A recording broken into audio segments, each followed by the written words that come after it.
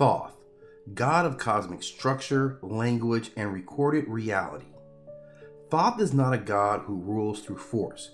He does not conquer, he does not command armies, he does not demand worship through fear. Thoth governs something far more dangerous. He governs understanding. In Kemetic thought, the universe does not function because it's powerful. It functions because it is ordered, because it can be measured, because it can be named, because it can be remembered. And Thoth is the intelligence that makes that possible.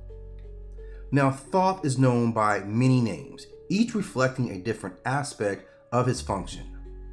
In Kemet, he is Djehuty, a name tied to intelligence, speech, and precision.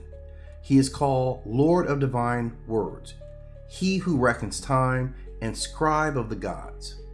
To the Greeks, he becomes Hermes, and later Hermes Trismegistus, the thrice great mind. In esoteric traditions, he is not treated as a personality at all, but as a principle of intelligence. Sometimes he appears with the head of an ibis bird, sometimes as a baboon. These are not aesthetic choices. The ibis represents calculation, balance, and precision. The baboon represents observation, memory, and lunar rhythm. Thoth's forms are not symbolic masks, they are functional avatars. Now, this is what Thoth actually governs.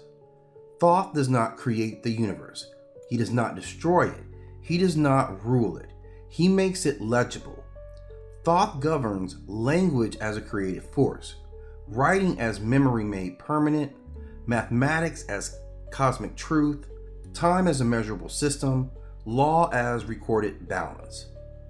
In Kemetic cosmology, chaos is not defeated by violence, it is stabilized by Ma'at, the principle of truth and balance. And Thoth is Ma'at's recorder. He does not decide what is true, he ensures that truth is accurately accounted for, and that distinction matters. Thoth and the structure of reality. In myth, Thoth is often present during moments of dispute among gods. When Horus and Set battle for kingship, Thoth mediates. When divine law must be clarified, Thoth records. When order must be restored, Thoth calculates.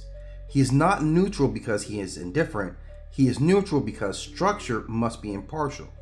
Reality does not care who you are, only whether balance is maintained.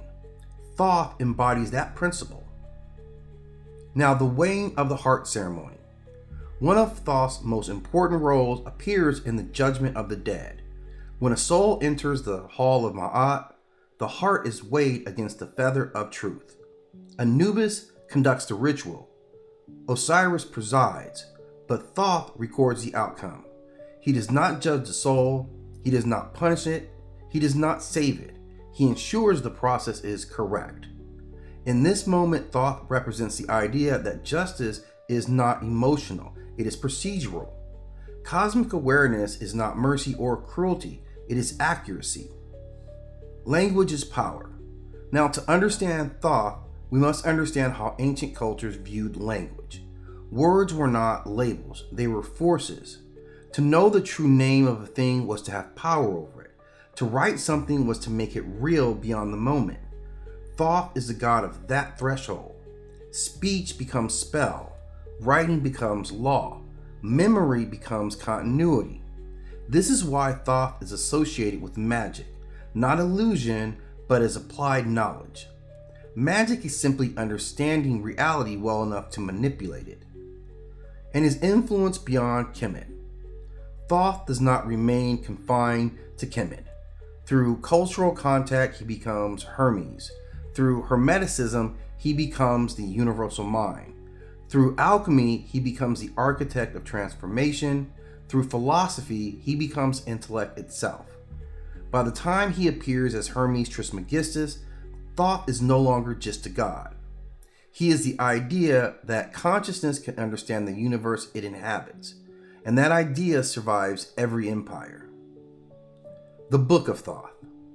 Now, Thoth's most famous relic is not a weapon or a crown. It is fittingly a book. And the Book of Thoth represents total knowledge. language that can command nature, words that can bend reality. Myth warns that those who read it without wisdom lose themselves, not because knowledge is evil, but because unprepared awareness destabilizes identity. This is a recurring pattern in Thoth mythology. Knowledge is dangerous, but power without structure destroys the holder. This is why Thoth is not a king. Thoth never rules a kingdom. This is not an omission, it is a statement. Kings come and go. Structures remain. Thoth does not sit on a throne because reality itself sits on his function. Empires collapse, languages die, but mathematics persist. Law persists. Memory persists. And thus, so does Thoth. In modern thinking, Thoth appears as the architect of intellect, the symbol of recorded reality, the reminder that understanding carries responsibility. He is not faith. He is not belief. He is the mechanism between both. Thoth does not ask to be worshipped. He asks only to be understood. He stands where knowledge becomes permanent, where speech shapes reality, where truth is measured instead of declared. As long as humans seek to understand the universe rather than to dominate it, Thoth remains present, not as a ruler, but as the mind that keeps the universe legible.